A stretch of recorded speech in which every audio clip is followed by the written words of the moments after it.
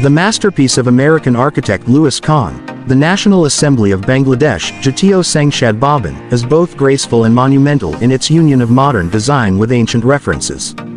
Construction started in 1961, but it wasn't completed until 9 years after Kahn's death in 1983.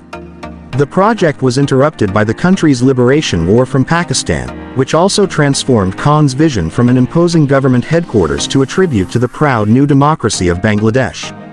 It was built with concrete inlaid with white marble, giving it a simplicity that relates to the other buildings in the city and makes it resistant to the extreme Bengali desert climate. Private offices overlook the water and a man-made moat ripples between the main building and the rest of the complex.